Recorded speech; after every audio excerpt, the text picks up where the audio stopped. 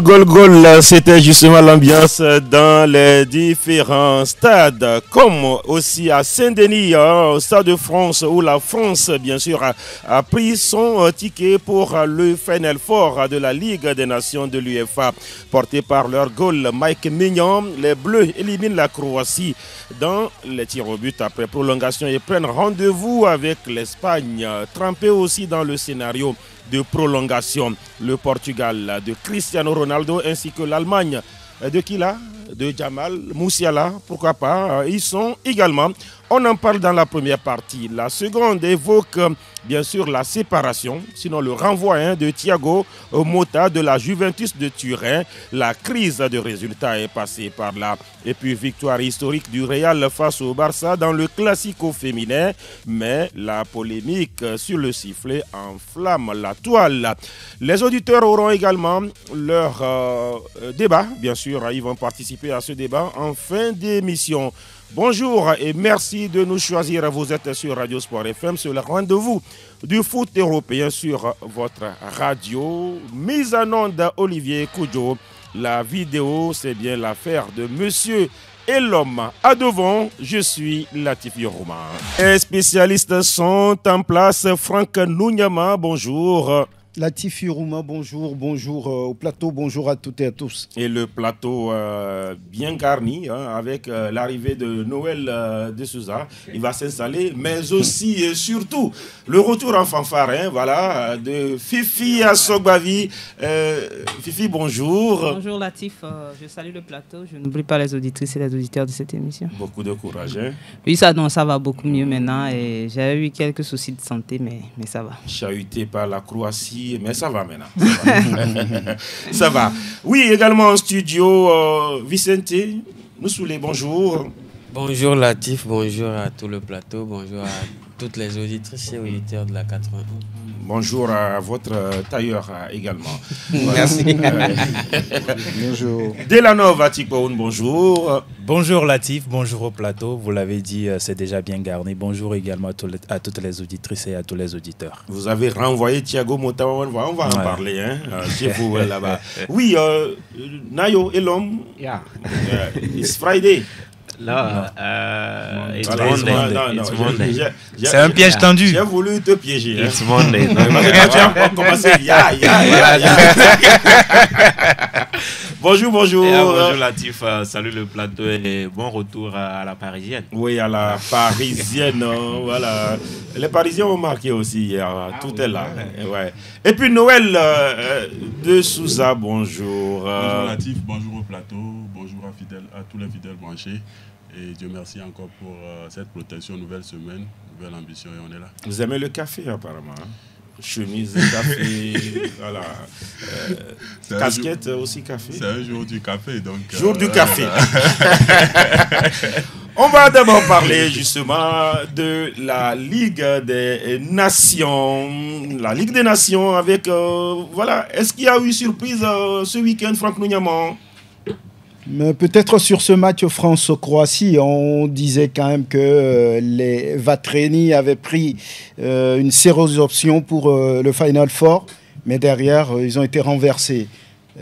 Quand Didier Deschamps a voulu jouer, eh bien, la France a répondu et voilà. Quand Didier Deschamps a voulu jouer, ça m'intéresse cette phrase, parce que souvent Didier n'aime pas jouer. Il a décidé de jouer. Vicente. Didier n'aime pas jouer, Il jouait à sa manière. Il aime gagner les trophées. Il gagne juste. Mais là, il a décidé de jouer. Oui, il faut dire que l'ossature qu'il a utilisée, on va dire au retour, a été carrément différente de celle qu'il avait implémentée à l'aller, puisque bon, Didier Deschamps, c'est quelqu'un qui, comme vous l'avez dit, veut jouer à l'attentisme, parce que c'est vrai qu'il a des arguments pour, mais il était cette fois-ci dos au mur, et donc il fallait tout simplement déployer toute son armada, et c'est ce qu'il a fait. Au bout du compte, 2-0 en temps réglementaire, et voilà, au tir au but. C'est vrai que ça a été un peu compliqué pour les deux équipes, mais la France sort gagnant et tout le mérite revient à Marc Maignan, non seulement à Marc Maignan, mais également à aussi toute cette équipe qui a quand même fait preuve d'engagement, de combativité, voilà. surtout de mental pour revenir à... Il faut dire merci aux Bavarois aussi. Voilà. Auquel? Au lycée, hein, le Bavarois. Bon, voilà, je sais que... Mécano, Parce que j'ai senti la réaction à ma gauche. Elle n'était pas seulement de Nayo, hein, mais l'émir aussi a ronronné un peu. Parce que voilà. Après, je pense parce que Michael au lycée a été l'homme de ce match. Hein. Effectivement, voilà. c'est lui-même qui a lancé voilà, le temps. Buteur, passeur. Effectivement, cette victoire-là. Félicitations à lui, mais félicitations également à toute l'équipe qui a fait un travail derrière. Mais il va falloir quand même revoir beaucoup de choses. On a senti beaucoup de failles dans le jeu de ces l'équipe de France. Je pense qu'ils ont encore un peu de temps pour régler beaucoup de choses. Avant, bien sûr. Peut-être qu'ils pourraient retrouver Pogba. Pourquoi pas? Pourquoi pas? Oui, Fifi, mais l'attente a été longue. Hein. À la mi-temps, c'était toujours 0-0. Bien sûr, c'était 0-0, mais on voyait quand même l'engagement de cette équipe de France. Hein. Et comme vous le disiez tout à l'heure, c'est vrai, Deschamps, n'aime pas jouer, nous a plutôt habitués à un jeu pas aussi rapide et aussi avec une attaque aussi dynamique comme hier. Mais je crois que l'équipe était dos au mur et l'équipe avait besoin de points puisqu'ils ont pris 2 buts à l'extérieur au match aller. Et au retour, ils n'avaient plus rien à perdre, ils devaient aller. Et moi, j'ai aimé quand même l'attitude de cette équipe-là. Moi, j'ai vu des joueurs... très très engagés. Quand vous prenez Dembélé, que ce soit Mbappé au lycée, comme au lycée, je pense au lycée, ou bien comme vous l'avez dit, ce sont des joueurs devant au lycée, voilà, c'est mieux. Lycée, parce qu'au lycée, ce n'est pas le Nigérian. Hein. Ouais, mais lui aussi doit avoir des origines. Des origines, voilà. Donc voilà, ils ont donné le meilleur et ils ont été récompensés. Pour moi, sur ce match, le match d'hier, ils méritaient franchement de la victoire. Nous, c'était même ce grand gardien croate. Moi, je crois qu'il aurait pu même marquer prendre 4-5, oui, pourquoi pas. des attaques des occasions de Mbappé. Détournées par 2 ou 3 comme ça, des occasions très franches. Et il a fallu aller jusqu'au tir au but. Ils se sont encore fait des frayeurs puisqu'ils menaient même au tir au but. Et ils vont encore perdre 2 tirs avant de revenir. Voilà, donc ils méritaient quand même cette victoire hier. Je crois que c'est bien pour le goal croate a presque frustré Kylian Mbappé hier dans ce match-là, Nayo. Oui, il a frustré Kylian et voilà, dans ce match à l'arrivée, c'est un très bon gardien. Livakovic, on l'a déjà vu, il a fait ses preuves même à la Coupe du Monde. On se souvient de ce match qu'il a sorti face au Brésil, en 8e ou en quart, qui éliminait le Brésil au tir au but. Donc c'est un bon gardien, en tout cas, sélection qui fait de très bon travail. Après hier, oui, Deschamps a tenté des trucs, mais comme vient de le dire Fifi, c'est parce on a l'impression qu'il est contraint en fait. On n'est pas sûr que face à l'Espagne par exemple, en demi-finale, Deschamps va vouloir encore faire. Il va retrouver ses vieux amours. Voilà, il va retrouver ses vieux habitudes parce que hier il était obligé d'aller gagner et parce qu'en face, la Croatie aussi. Bon, on n'avait vraiment pas joué. La Croatie n'a pas joué hier. Et donc, voilà, c'était facile. Maintenant, après, est-ce qu'il serait encore sur ça? C'est ce qu'on doit se demander. Sinon, on a vu une équipe qui a combiné bien hier. Il y avait du pressing, chose qu'on voit très rarement avec Didier Deschamps. Et voilà, c'est bien l'arrivée maintenant. C'est de rester dans ça à un moment donné. Il ne faut pas croire que si on joue bien, on ne peut pas gagner en fait. On a l'impression que pour lui, on peut gagner quand on est défensif, qu'on sécurise la défense. Non, ça c'est pas que ça le foot. À un moment donné, il va falloir aller jouer. Après, Griezmann, on ne va pas forcément le remplacer. Mais au lycée aujourd'hui, c'est le joueur qui est un peu plus proche de son profil. Et il a montré clairement dans cette rencontre. Et donc voilà, à Didier maintenant Deschamps de s'appuyer sur ça et de continuer. Ah oui, il va falloir que Randal Kolo Muani se fasse à l'évidence que voilà, il est bien sur le banc maintenant. Et puis lorsqu'on parle de cette équipe croate qui n'a pas existé, Delanov, est-ce que c'est pas parce que justement le milieu français a étouffé les deux, voilà, il y a, comment on l'appelle, le capitaine croate du Real de Madrid qui a été pratiquement bouffé. Et puis, les deux anciens du Real, pas les deux anciens, passez-moi le nom, qui évolue à City maintenant. Kovacic. Kovacic, voilà. Et puis, voilà, Luka Modric. Luka Modric ont été avalés pratiquement dans ce match. Oui, au match aller, c'est ce duo-là, ou bien ce trio-là même qui a quand même fait le job face à cette équipe française. Mais hier, Didier Deschamps changeait un peu les choses. Il n'y avait plus Zahir Emery ou encore il y avait plus Rabiot, effectivement. Et puis la surprise, c'était ce Koné-là. Oui, Manu Koné. Il y a eu également changement de système. Et parce que hier, ils ont évolué dans un 4-2-3-1 où on a les deux pistons il s'agissait de Tchouaméni et puis de Manu Koné. Un qui est un mécanicien, Tchouaméni, l'autre qui est un boss-to-boss, Manu Koné. Il a très bien joué. Hein. Il a très bien. Il a eu 7,50 comme note à la et fin puis du match. Manu Koné qui est ce milieu de terrain, la boss-to-boss, comme on le dit souvent, qui casse les lignes, qui peut se porter également vers l'avant. Hier, tout simplement, le milieu de terrain français a pris le ballon à son compte parce qu'il fallait réagir aussi. Ils étaient menés 2-0 avant le début de cette rencontre-là et les joueurs offensifs aussi, Ousmane Dembélé, Michael Olise ou encore Bradley Barcola, ils ont quand même fait aussi les efforts défensifs pour permettre à ce duo-là de pouvoir bien faire leur boulot. Et puis Kylian Mbappé, c'est vrai que lui aussi il n'a pas marqué, mais il a apporté également sa plus-value dans cette rencontre-là. La France était dos au mur comme les uns et les autres l'ont dit et ils ont très bien réagi. 2-0 dans le temps réglementaire avec les prolongations. La Croatie, c'était trop pour cette formation-là. Ils ont tout refusé, ils ont tout simplement refusé aussi de jouer le jeu.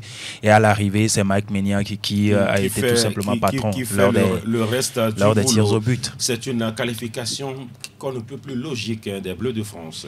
Oui, c'est beaucoup plus logique parce que le topo est déjà là. On a vu une équipe croate qui a voulu s'appuyer sur les deux buts du match aller et ils ont carrément refusé de jouer.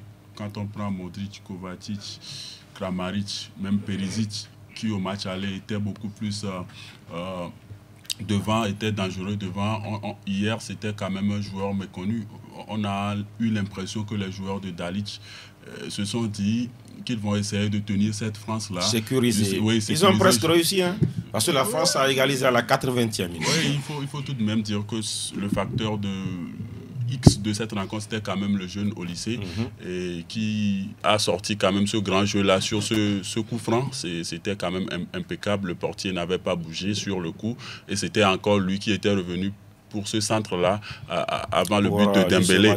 Donc, je dirais tout simplement que hier, contrairement à la Croatie, la France a compris que c'était 2-0, il fallait jouer le tout va pour le tout va. Le choix était clair. Quand on prend des joueurs comme Dembélé, Barcola, au même moment, il y a Kylian Mbappé au lycée devant, ça veut dire que Deschamps s'est dit que cette fois-ci, je suis là pour tout donner. S'ils vont marquer, qu'ils marquent, mais on pourra marquer autant. Donc je pense que hier, la France a confirmé qu'elle est devenue cette bête noire-là pour la Croatie. On se souvient de cette Coupe du Monde, cette finale en Coupe du Monde de 2018 où ça n'a pas marché. Et cette fois-ci, on se disait que c'était peut-être l'opportunité d'aller effacer cette page-là. Mais avec cette génération qui s'en va croate, ils ne l'ont pas fait. Et tant mieux pour Didier Deschamps. Moi, je pense que Deschamps, aujourd'hui, peu importe ce qu'on puisse le reprocher, c'est ce coach-là qui est réaliste. À l'aller, il n'a pas joué au retour. Il a compris qu'il faut changer les choses. Il s'est repris.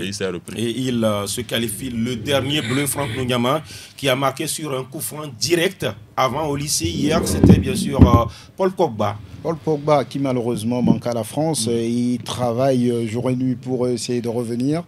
Donc oui, la France, on le dit toujours, a des qualités, des talents. Mais c'est le patron qui ne veut pas exploiter ces talents-là. Hier, quand il a essayé, il a eu raison. Il y a Dembélé, Mbappé, Barcola au lycée et même Hernandez qui est un défenseur porté toujours vers l'avant. Sur le 11 entrant, on va compter au minimum 6 joueurs à vocation offensive. Voilà, face à une Croatie qui voulait protéger son avance du match aller. Donc ils étaient tombés dans le piège français. Donc je pense qu'il va falloir permettre à cette équipe de jouer, de montrer son talent. C'est ce que Deschamps a fait hier. Si ce n'était pas ça, ils auraient été éliminés. Et quand on prend les notes... Je voulais ajouter quelque chose, c'est qu'il faut quand même reconnaître la jeunesse de cette équipe de France. Cette équipe de France qui arrive maintenant à jeunir son équipe. Quand on parle déjà Barcola, on prend Olyssée, on prend Doué qui rentre, Zahir et Emery, même le jeune Koné. Il y a eu cette fougue, la fougue de cette jeunesse-là face quand même à une équipe croate un peu vieillissante. Je pense qu'il y a ça aussi a été un élément déterminant dans cette chose. Quand on prend les notes des joueurs, voilà, on sait que Barcola, oui, vous avez parlé de lui, sauf qu'il a pratiquement l'une des plus basses notes, 4. 4. Théo Hernandez, 4 également. Tu te moques de ton compatriote. 4 seulement, oui. Le nom me dit quelque chose en fait. Je suis votre regard maintenant. Bon, quelle concordance. L'un est togolais, l'autre est français. Voilà. Je ne parle pas du togolais, je parle du français. Après, je pense que il est encore jeune, il a encore une marge de progression. C'est vrai qu'à ses débuts, il a quand même montré un visage reluisant de par son talent. Et on a tous vu, quand il était arrivé au Paris Saint-Germain, rien ne présageait qu'il allait quand même être parmi les plus importants de cette équipe-là. Même d'autres même le prophétisaient pour lui, je pense qu'une mort précoce dans cette équipe-là. Mais c'est un jeune... Non, bon, je pense pas. Mais c'est un jeune qui a quand même prouvé qu'il était quand même l'un des plus talentueux de cette équipe du Paris Saint-Germain, mais également de l'équipe de France. Il a déjà montré beaucoup de choses. Mais comme dans tout domaine, il y a des jours sans, et je pense que bon, hier, il a été remplacé par Désiré Doué. Comme si on était au Paris Saint-Germain. Oui, aujourd'hui, c'est Désiré Doué, voilà, pas Désiré. Je pense que quoi qu'on dise aujourd'hui, il confirme cette saison plus que Barcola parce qu'il déçoit très rarement dans les rencontres. Mais Barcola, il y a eu beaucoup de matchs où il a déçu, que ça soit Paris Saint-Germain en équipe de France. Donc aujourd'hui, clairement, Désiré Doué a pris l'avance. Désiré, on l'a connu, ça fait combien de temps? Mais Désiré vient d'arriver. Il vient d'arriver, mais sauf que dans les matchs... Deschamps a mis Barcola devant. Non, c'est comme ça Barcola aussi était arrivé. Et c'est comme ça lui aussi il est arrivé. Mais dans les prestations de Désiré, on trouve plus du mieux que par exemple. Et lui aussi, il a cette capacité d'être plus polyvalent. Désiré, par exemple, c'est un joueur qui est capable d'évoluer comme milieu de terrain. Et donc, il a également cette polyvalence qui est techniquement, il est également plus fin que Bradley. Donc, voilà. D'accord. Kylian, 5,50. C'était sa note après ce match-là, Franck Lugnaman. Oui, il avait la pression parce que vous savez qu'il y a eu un peu de critique autour de lui. Quand vous prenez l'ancien joueur de l'AS Monaco, j'oublie le nom, qui disait qu'il ne mérite plus le brassard pour avoir fait du mal à l'équipe nationale en refusant de venir au moment de ses vacances. Donc il était sous pression un tout petit peu avant ce retour. Ça fait quand même 6 mois. Donc ce n'est pas... Ça fait déjà le 7e match, 0 but pour Kylian en équipe de France. Mais ça reste Kylian Mbappé. On se dit qu'il a les moyens de revenir, de porter cette équipe de France comme il a toujours fait. Maintenant, il y a un peu de doute au niveau des tricolores, mais c'est un grand joueur qui pourrait toutefois revenir. Maintenant, la question de savoir, est-ce que c'était, je dirais, bon, je ne vais pas dire pas juste, est-ce que c'était le moment pour qu'il prenne ce brassard-là? Parce que quand on prend l'équipe, d'une manière générale, je sais, où je suis quand même à 90% sûr que si Pogba était là en forme, il aurait pu prendre le brassard. Kylian n'aurait pas ce brassard-là. Non, mais en même temps, il y avait l'autre là. Je donne mon point de vue, s'il vous plaît. Avec Pogba, il y avait une forte probabilité que Kylian ne soit pas capitaine. Et il y a également une forte probabilité que Griezmann ne quitte pas la sélection parce que c'est un secret de polichinelle. C'est parce qu'il a eu ce brassard-là. À cause de ce brassard qu'il est parti. Moi, je pense que ce brassard a également contribué. Non, ce n'est pas forcément la seule raison, mais ça a également contribué à c'est l'une des raisons. Des raisons principales de son départ. Maintenant, aujourd'hui, on voit que le joueur avec le brassard n'est pas aussi performant que sans ce brassard-là. Donc, c'est là où je remets un peu en cause. Maintenant, l'avenir dira bien, c'est un grand joueur, c'est un grand... Mais le brassard est pesant. Oui, parfois. D'accord. Griezmann est parti, selon vous, parce qu'il n'a pas eu le brassard. Oui, parce que Griezmann est mais il n'a pas parlé. Il n'a pas parlé, bien, on connaît les Français, il ne voulait pas de problème, il n'a pas parlé, mais il avait eu très très mal hein, quand on a remis le brassard de capitaine à... Deschamps dit avoir discuté avec tout le monde. Bon, mais moi je crois, hein, sincèrement, parce que quand je vois le niveau de Griezmann, je crois que Griezmann méritait encore de rester en équipe de France parce qu'il est quand même en forme. Maintenant, il est parti, regardez comment il est parti quelques temps après, et puis il est parti, ça a donné véritablement une raison de son départ. Les autres sont partis, on a vu, il y a certains qui pensent qu'ils sont arrivés à un niveau où ils devaient partir et tout. Mais c'était pas son cas. C'est pourquoi moi je me dis que c'est à cause de ce brassard. Maintenant, je vais parler de Kylian Mbappé, c'est notre. Là, moi je crois que si hier Kylian avait marqué, il aurait eu plus que ça. C'est parce qu'il n'a pas marqué, mais il a eu quand même. Un attaquant, c'est des buts. Oui, c'est des buts, mais quand même sur ce match-là, moi je l'ai vu très disponible. Il a essayé, il a eu des occasions, franchement. Il était concerné. Voilà. En tant que capitaine. Griezmann, il a réagi, selon ce qu'il a dit officiellement. Il a dit qu'il était temps pour lui de laisser un peu la porte aux jeunes. Et au moment où on a remis le brassard à Kylian, il a dit, oui, c'était, on va dire, une bataille entre deux joueurs qui se connaissent parfaitement. Il a dit qu'il le méritait, mais Kylian aussi le méritait. Donc oui, mais il a été profondément frustré. Donc voilà. Lui, son histoire, je pense que ça datait depuis le retour de Benzema en équipe de France. C'est là où même on a perdu Grisou, c'est là où sa frustration a commencé. Souvenez-vous que lorsque Benzema était revenu, on ne parlait plus de Grisou, on parlait que de Benzema, de Kylian. Mais même, le problème. Oui, mais c'était le joueur important de Deschamps. Et quand Benzema était revenu... Plus important que Benzema. Benzema n'était pas là avec Deschamps. Avec le retour de Benzema, on a vu qu'il a été recalé dans la hiérarchie. Et c'est là où il ne se sentait plus important dans le groupe. Non, mais il était à la Coupe du Monde ensemble. C'était logique. C'est Coupe du Monde 2014. Quand vous avez Benzema qui a été ballon d'or, tout ça, c'était logique. Mais 2022, voilà. C'était l'Euro. C'était l'Euro 2021. C'était la Coupe du Monde 2014 aussi. Voilà. Puis c'est bon, Benzema a été renvoyé. Benzema était au Qatar. En 2014. Avant de partir. Oui, il a été renvoyé. On commence à envoyer les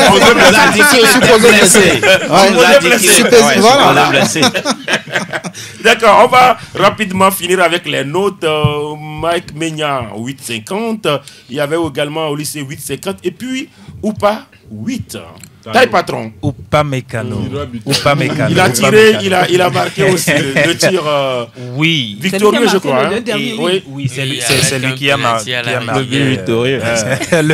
Le penalty victorieux. Déjà au match aller, on a vu son entrée. C'est lui qui a stabilisé un peu la défense française. Et hier encore, il a encore prouvé qu'au-delà de tout, il est un défenseur solide. Il n'est pas ça le plus encore, beau. c'est un bavard. Oui, voilà. Il n'est pas le plus beau à regarder. Mais sur cette rencontre-là, il a fait le job et il n'a même pas tremblé pour tirer le dernier penalty. Je crois que c'est bien pour lui maintenant, quitte à le voir encore pour la suite de la saison avec le club bavarois. Et il faut retenir aussi que Saliba a sorti un grand match avec 7, voilà, 7 sur 10 pour le défenseur d'Arsenal. Voilà, on aura évoqué donc cette équipe de France qui se qualifie pour le Final Four. Et ce sera face à quelle équipe? Là, ce sera face à l'Espagne qui a souffert Vicente. L'Espagne, vous avez compris quoi? C'est passé de près. Hier, j'avais lu quelque chose sur les plateformes qu'à cette trêve internationale, on n'a quand même pas été ennuyé. Pas du tout. Il faut dire que tous les matchs étaient très intéressants et surtout, ce match-là rempli de rebondissements, plusieurs rebondissements. Je pense que l'Espagne a quand même tenu jusqu'à la fin et voilà, même s'il y a mal. A tiré son penalty dans les bras de.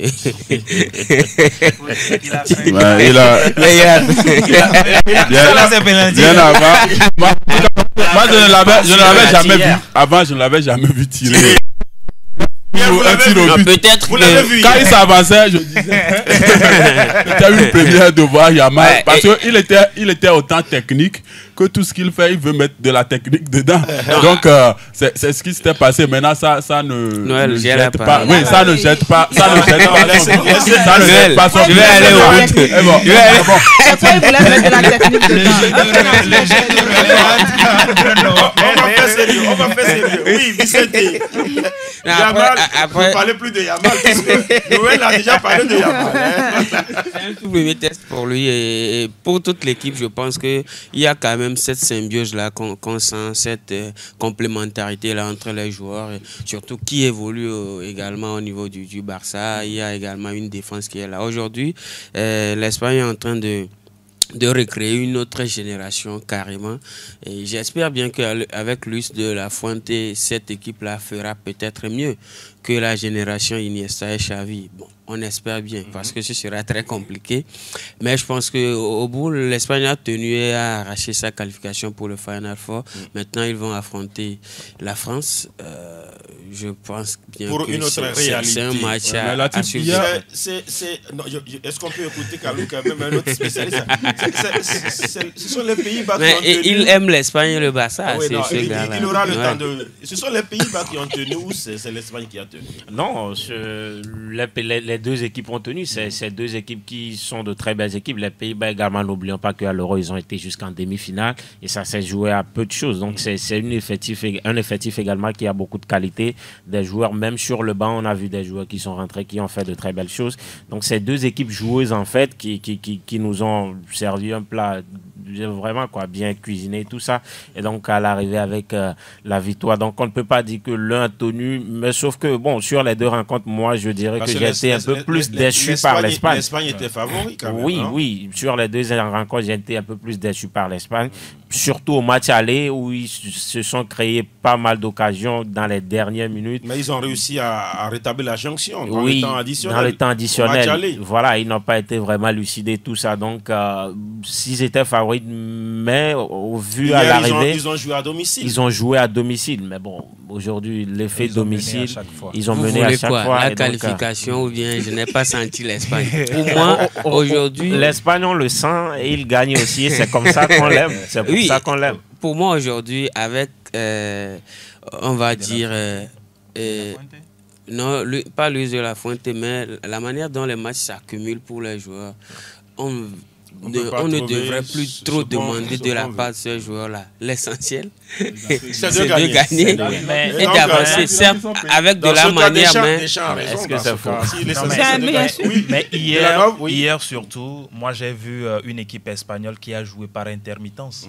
Vous prenez cette équipe qui a marqué premièrement, ils ont été rattrapés. Après, ils ont marqué, ils ont été rattrapés une fois encore. Et il faut voir, accélérer encore pour marquer un troisième but. Autant tuer le match en même temps que de réagir et d'être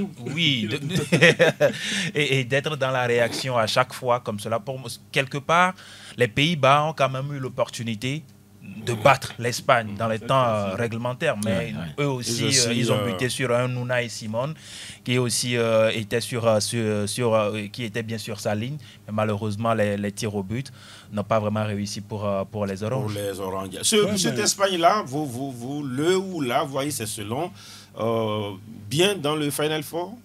Oui, bien dans le Final Four.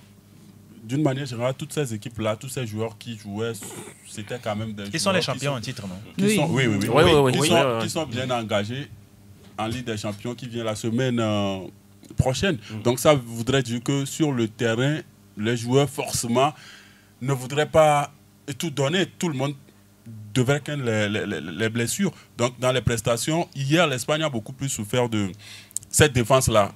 Il n'y avait pas Kourbassi, il n'y avait pas Inigo Martinez. Donc hier, c'était le Normand de l'Atlético en plus de Ostend.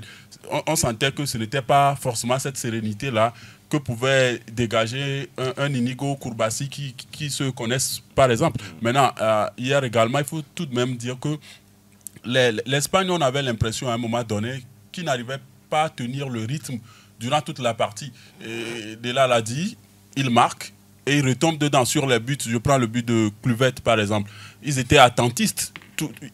Ils l'ont quand même laissé, ils l'ont vu tirer. Donc, Unai Simon ne pouvait rien faire sur ce coup. Il faut tout de même dire que Unai Simon également a fait bloc hier face à ce Pays-Bas-là, parce qu'il y avait eu plusieurs opportunités. Koopmanes et Radnes également qui ont frappé, mais il était là. Maintenant, il faut tout de même dire que par rapport aux Pays-Bas, par rapport au Batav, je pense que c'est l'Euro 88. C'est vieux, ça en fait de trop. Ils ont toujours eu cette génération-là, les Nistelrooy, les Ruben, tout ça, mais ils n'arrivent toujours pas. Je pense qu'il va falloir qu'ils essayent de le faire, parce que quand on prend peut-être la France, l'Allemagne, toutes ces équipes-là qui se qualifient, ils ont quand même eu récemment des trophées. Que ce soit la Coupe du Monde ou l'Euro, mais pour les Bataves, je pense que ça en fait de trop. De Coupe du Monde perdue c'était face à l'Espagne aussi, en France. Oui, c'est en 2010, je crois. Oui, on a comme l'impression qu'ils sont maudits au niveau des compétitions internationales. Dans les phases de groupe, vous voyez les Pays-Bas dominer, corriger les gens. Après, en phase finale, ils échouent toujours. Mais on ne va quand même pas oublier quelque part que là aussi, c'est une sorte de reconstruction de nouveaux joueurs qui sont arrivés. Et même chose pour l'Espagne. N'oubliez quand même pas que c'est 2 matchs en l'espace de 72 heures ou 96 heures. Donc, les joueurs sont véritablement... Ils ont joué jeudi et puis dimanche. Dimanche, ils sont engagés physiquement. Et ce n'est pas aussi facile à gérer pour de jeunes joueurs, par exemple comme Lamine Yamal.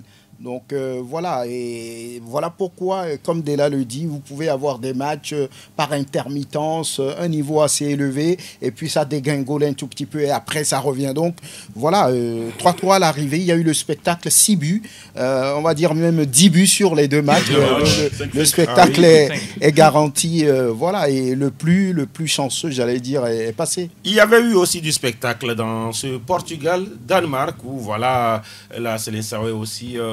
passé par tous les États, poussé à la prolongation. Fifi Assobani, le Portugal. Oui, on retient quoi? On retient que le Portugal passe. 5-2. Mais c'est un score flatteur. C'est un score flatteur, mais... Il a fallu Trincao. Il a fallu Trincao pour le trinquer le Danemark. J'ai toujours un petit problème avec cette équipe de Portugal aujourd'hui parce que c'est trop de talent également. Quand vous prenez aussi... Oui, ça fait beaucoup de monde là-bas. Beaucoup de monde là-bas, des jeunes. Vous voyez, des jeunes du Paris Saint-Germain aujourd'hui. Il y a des Portugais. Vous allez... Nuno Mendes, Gonzalo, ils ont été bons. Vitinha. Vous allez en Angleterre, vous en retrouvez. Mais cette équipe a du mal, contrairement à l'équipe des Pays-Bas, qui sait maintenant que cette équipe est en train de renaître. Tu avais plus de 10 ans, on ne peut pas dire que les Pays-Bas font partie des grandes équipes d'Europe. C'est maintenant que cette équipe... Mais depuis un moment, le Portugal a quand même des talents, mais peine véritablement à s'installer en Europe. J'ai du mal à comprendre cela. Mais au finish, ils sont qualifiés dans la douleur. Mais ils l'ont fait, on verra ce que ça va donner. Ça fait 5-2 quand vous voyez le résultat. Vous n'allez pas penser qu'il y a eu prolongation de la... Non, pas du tout. Même au match aller comme au match retour, le Danemark a créé énormément de problèmes à cette équipe portugaise. Et hier encore, bien avant les prolongations, on l'a bien vu tout ce qui se passait avec...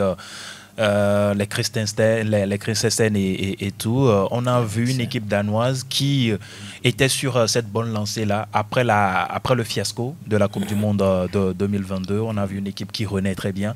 Et Cristiano Ronaldo et les siens, surtout Francisco Trincao, comme vous l'avez dit, qui est rentré pour délivrer le peuple portugais, sans oublier aussi ce but-là de Gonzalo Ramos. C'était la cerise sur le gâteau. Et cette équipe, comme Fifi l'a dit, donne quand même des sueurs froides à ses supporters parce que c'est vrai, Cristiano Ronaldo, il est toujours devant, mais derrière, quand vous n'avez pas des défenseurs qui sont concentrés, très solides, je crois que face à des équipes qui sont beaucoup plus clinique, cette équipe portugaise aura toujours des soucis. Avant le match de l'équipe de France, il y a eu un hommage à Giroud. Il y a eu également hommage à Cristiano avant ce match-là. Il part. Oui. Non. On a parlé de plus de victoires dans des matchs. 6e victoire. Giroud, lui, il est parti, mais le papier refuse. 136e victoire en sélection. Il y avait eu hommage avant que le match ne démarre. Sauf que Giroud, c'est pas la même chose que Cristiano. On le sait. Non, on parle des joueurs dans leur équipe nationale. Il y a une brique creuse. C'est la même chose. Il y a une brique pleine. Et donc voilà, c'est un monsieur qui est toujours là, qui enchaîne des matchs et qui enchaîne des victoires également. Mais après, oui, des victoires, mais on veut des victoires un peu plus importantes avec le Portugal. Oui, mais des victoires, mais des moments où on a vraiment besoin de victoire. En finale de Coupe du Monde, tu veux quelle victoire? Je ne sais pas. En quart de finale de l'Euro, par exemple, on avait besoin d'une victoire, mais on ne l'a pas eu. Mais c'est un monsieur qui est toujours là, qui fait. C'est plus, oui, d'aucuns l'appelleront l'éternel, même si aujourd'hui il n'est plus aussi clinique qu'on l'imagine. C'est Dieu. Donc voilà, aujourd'hui, oui. Laissez Nayo aller au bout. Il rate un peu. Aujourd'hui, Yamal aussi a raté un penalty. Aujourd'hui, Noël, on va faire sérieux. Voilà. La grande question, c'est sa présence également encore dans cette formation lusitanienne. C'est un peu le mal, un peu pour le Portugal aussi. Hein. Il y a récemment Pepe qui a raccroché tout récemment et aujourd'hui, on voit que la défense. Pepe défenseur. Voilà, la défense, c'est maintenant qu'on est en train de la reconstruire un peu en attaque également. Il y a toujours Cristiano. Maintenant, la question, est-ce que c'est ceux qui suivent qui ne font vraiment pas le boulot à son absence? Moi, j'ai envie de dire oui, parce qu'on a vu beaucoup de matchs du Portugal où il était absent et à chaque fois le Portugal perdait. Ça veut dire que même les jeunes qui sont aussi derrière, quand on leur donne l'occasion, ils n'arrivent vraiment pas à profiter. Donc, si vous avez un joueur aujourd'hui comme Cristiano, qui est toujours capable de marquer des buts, même si pas comme il y a 10 ans, tant mieux faire avec lui, on l'a vu. Lui, il est toujours bien placé. Quand ça joue bien, ça lui sert, ça marque et tant mieux pour le Portugal. 136 buts en sélection, voilà, en 929, non plutôt 929 en carrière. Alors, quand vous avez un joueur qui est meilleur buteur d'un championnat, pourquoi ne pas le sélectionner? Je parle de Cristiano. De quel championnat?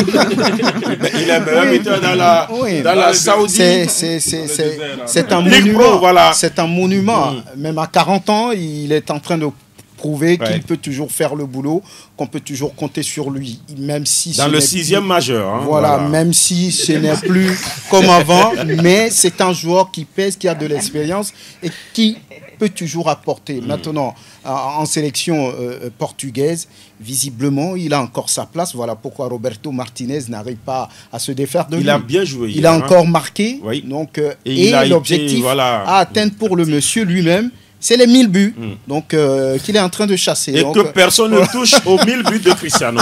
Il faut l'aider à le faire. Hein. Quoi qu'on dise, c'est un monument, comme Franck l'a dit. Si un entraîneur peut permettre à Cristiano Ronaldo aujourd'hui, c'est-à-dire le mettre sur le terrain à chaque fois, pour que ce joueur-là atteigne cet objectif, moi je crois que cet entraîneur...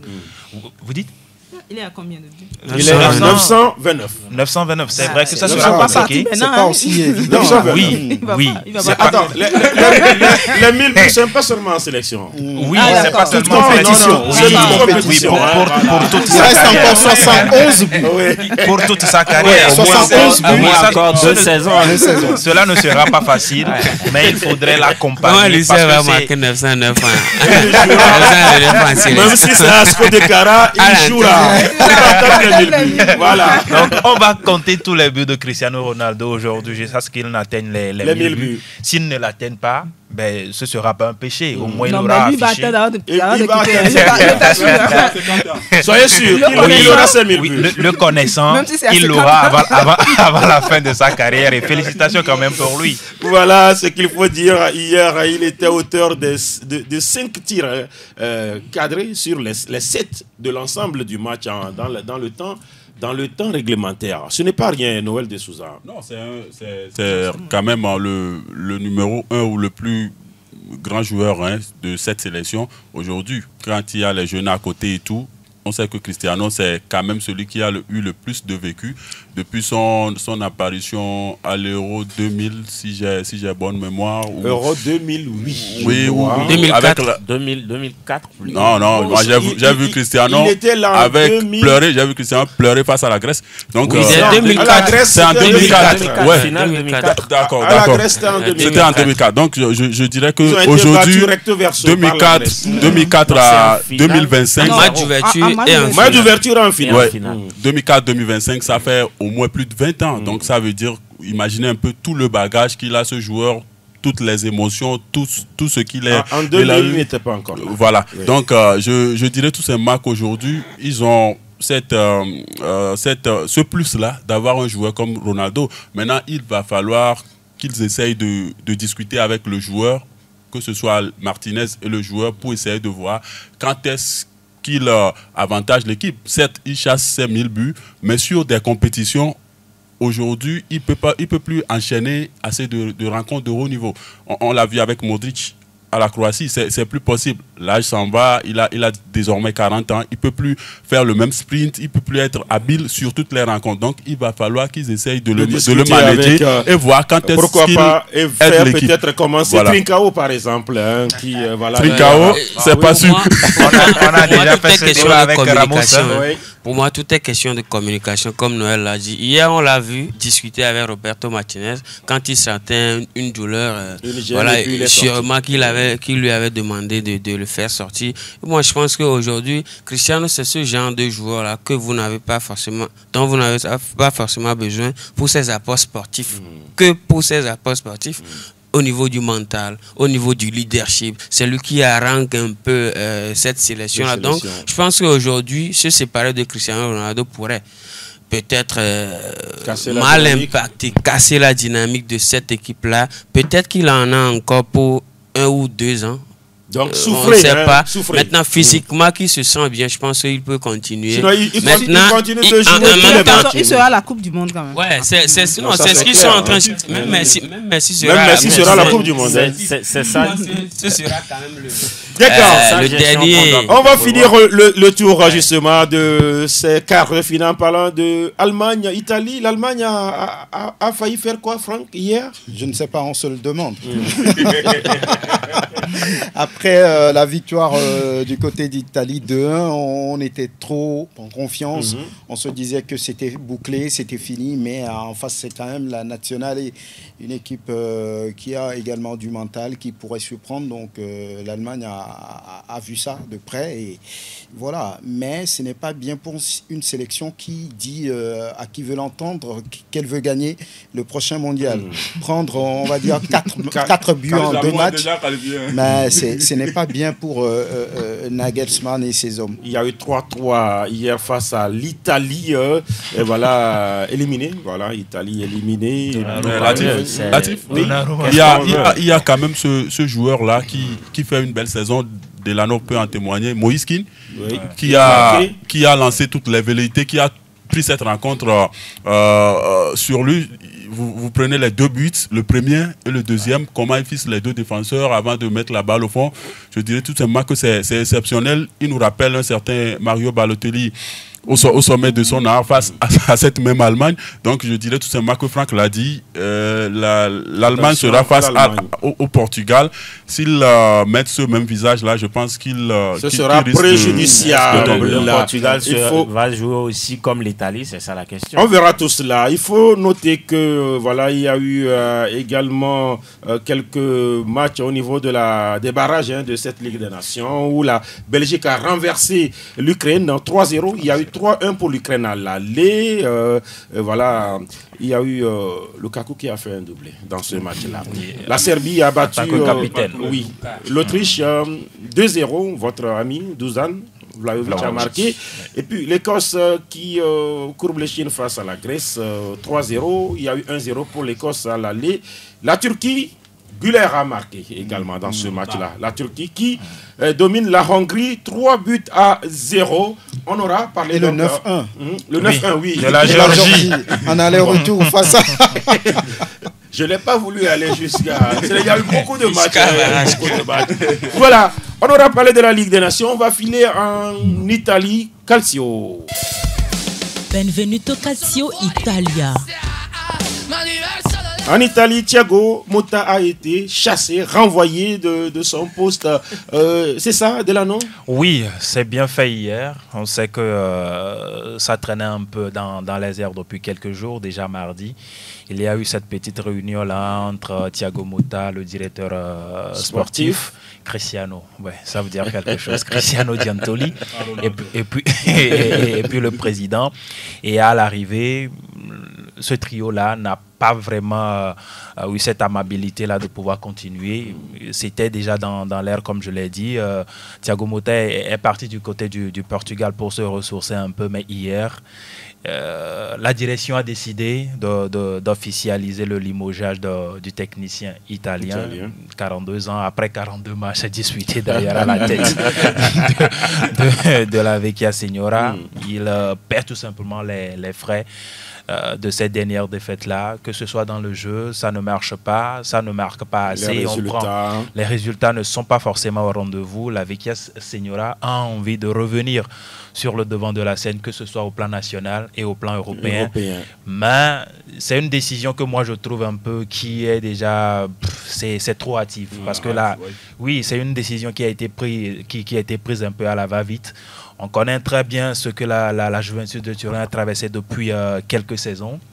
Et surtout après cette affaire Pogba où on leur a même quand même retiré des points et tout ce qui s'en est suivi. Et voir tout ce que Thiago Motta a fait avec Bologne la saison écoulée, une expérience plus ou moins convaincante.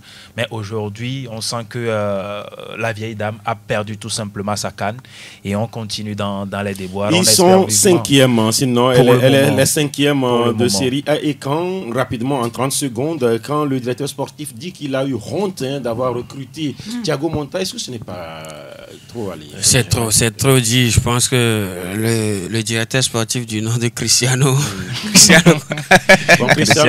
il est plus dur que le Cristiano Ronaldo. Non, il est tout simplement arrogant. Et puis dire à un coach qui vous a quand même... c'est vrai que les résultats tels qu'on connaît la Juventus aujourd'hui ne sont pas au rendez-vous, mais c'est quand même 18 victoires, 16 matchs nuls et 8 défaites seulement. Bon, pas seulement. Oui, 8 défaites, comme la Juventus, c'est beaucoup. Mais... de là, lui dire ça, je pense que c'est déplacé. Je ne pourrais même pas répéter ce mot-là. Non, ce que ça pose comme problème, en réalité, la faute n'est pas à Thiago Motta, à lui tout seul, parce que Massa Allegri a été celui qui a le plus géré cette formation-là, à qui on a donné plus de temps. Quel est l'héritage qu'il a laissé à ses prédécesseurs? Donc, si nous prenons la plupart de ces jeunes entraîneurs-là qui viennent prendre des clubs, ceux qui ont plus réussi sont ceux qui ont hérité d'un groupe déjà mieux huilé, mieux outillé. Aujourd'hui, Thiago Motta, il est là, il était à Bologne tranquillement. Je suis sûr que ce sont les responsables de la Juventus qui ont jeté leur dévolu sur le joueur. Maintenant, aujourd'hui, aller jusqu'à dire à ce joueur qu'ils ont eu honte de le faire venir, à cet entraîneur-là, qu'ils ont eu honte de le faire venir, je pense que ils sont en train de s'insulter sans le savoir, parce qu'ils ont fait l'erreur de casting à aller chercher quelqu'un à qui ils disent après qu'ils ont eu honte. Eux aussi, ils sont responsables de ce qui est. Ils sont bien responsables. C'est vrai que Thiago Motta, c'est un jeune entraîneur. Il a commencé il n'y a même pas 5 ans, quand il a passé son diplôme. Donc il a essayé un peu au niveau des jeunes de Genoa. Après Bologne, ça a réussi. Et puis il est arrivé. D'ailleurs, on est allé le chercher. Mais je pense qu'il est jeune dans sa carrière et sa vision de jeu ne marche pas. Souvent, il est dans le 4-2-3-1 avec la Juve. Ça ne réussit pas. Donc je pense que les dirigeants de la Juve doivent s'en prendre à eux-mêmes. Donc au lieu de... Igor Tudor est donc le nouvel entraîneur l'ancien de Marseille. On verra bien. On verra bien. On va filer où on va aller en Espagne. Aquí está la Liga espagnole. Bien sûr, avant de donner la parole aux auditeurs, on va en 2 minutes parler de cette historique victoire du Real face au Barça dans le Classico féminin. Noël, ça devrait arriver un jour. Oui, ça devrait arriver. Vous savez, moi, j'ai toujours dit que ça commence comme les défaites... C'est parti pour les défaites ou l'échec enseignent plus que les victoires, parce qu'à un moment donné, il y a ces joueuses-là du Barça qui se sont vues trop belles. Elles marchaient qui se sont vues trop belles et qui marchaient sur tout, quoi. Donc, à un moment... par ici. À un moment donné, face au Real 7, il y a eu cette polémique-là de Oui. ce but où il n'y avait pas forcément hors-jeu, mais ce sont des faits de jeu, je l'ai toujours dit. Et s'ils ont perdu, ils ont quand même eu des opportunités qu'elles n'ont pas su concrétiser. Donc je pense qu'aujourd'hui, ces joueuses-là du Barça ont obligation de se remettre en cause parce qu'il n'y a pas forcément que le Real sur leur route. Elles sont également en Ligue des champions version féminine, donc il y aura de plus des adversaires plus face à Wolfsburg, voilà, des adversaires plus coriaces que le Real Madrid. Je pense que souvent, je le dis, que ce sont des défaites qui devraient normalement faire du bien. Voilà. Oui, Nayo. Oui, mais Classico remporté cette saison par le Real. C'est historique. Le Real Nerisama, et on sait que le Barça existait bien depuis. Ils ont gagné plusieurs Ligues des Champions. Et donc, c'est plutôt le caractère. Trois Ligues des Champions. Et donc, voilà, c'est le caractère des Madrilènes, moi, que j'ai aimé. Ils ont pris vraiment le pouls de ce Classico. Elle, voilà. Parce qu'il ne faut pas embrouiller les auditeurs. Voilà. Elle, les dames, Caicedo et ses partenaires ont désormais pris le pouls, en tout cas, de cette rivalité entre les deux clubs. Et voilà, bon, on ne va pas trop en faire parce que c'est une première, c'est historique et tout ça. Mais bravo quand même, on ne peut que dire félicitations à ces dames madrilènes de la Maison Blanche de Vicente. L'arbitrage a été la star dans ce classico-là.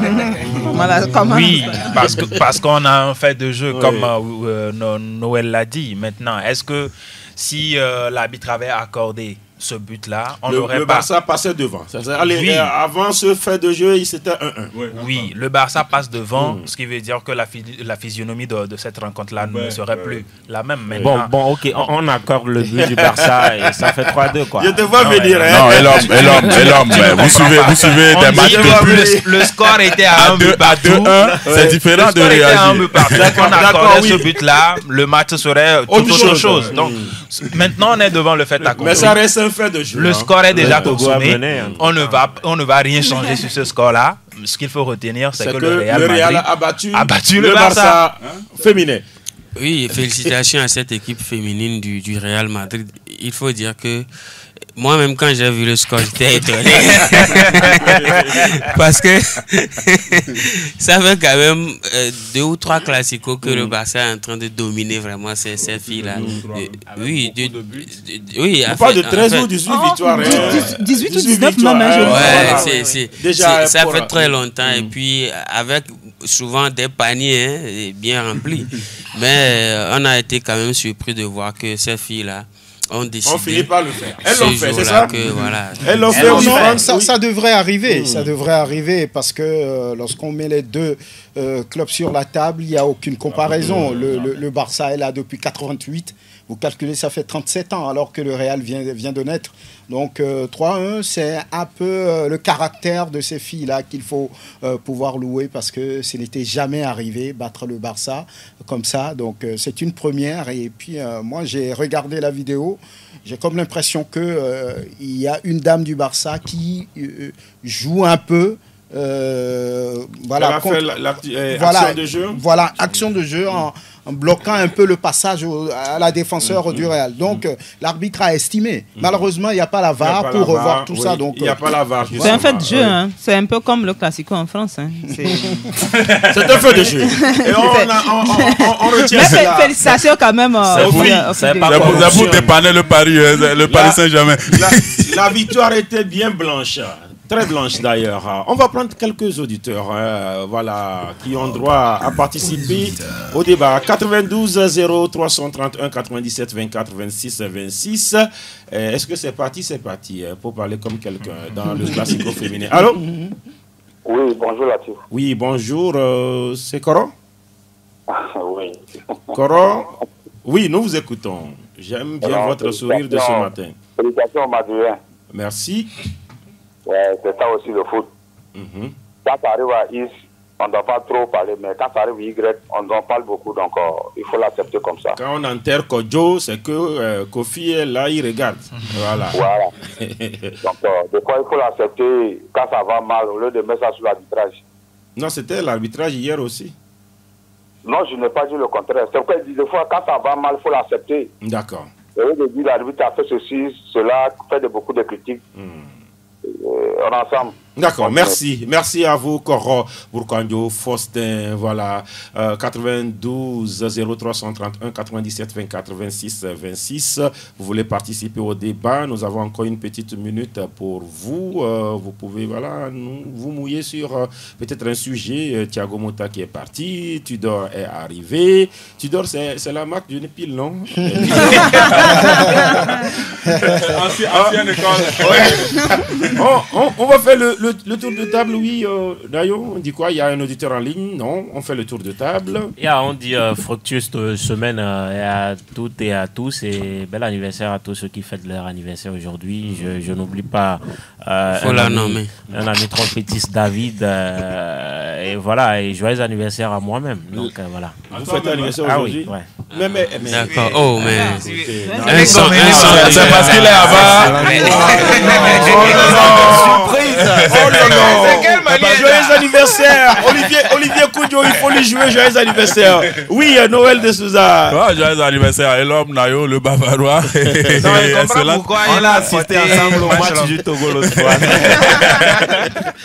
Excellente semaine à tout le monde. Franck Nounyama. Non, mais joyeux anniversaire, santé, prospérité à Elom, et puis excellente semaine à toutes et à tous. Delanov. Oui, joyeux anniversaire à Elom Nayo, pas Elom à Devon. Et puis, belle semaine de travail à toutes et à tous. Vicente.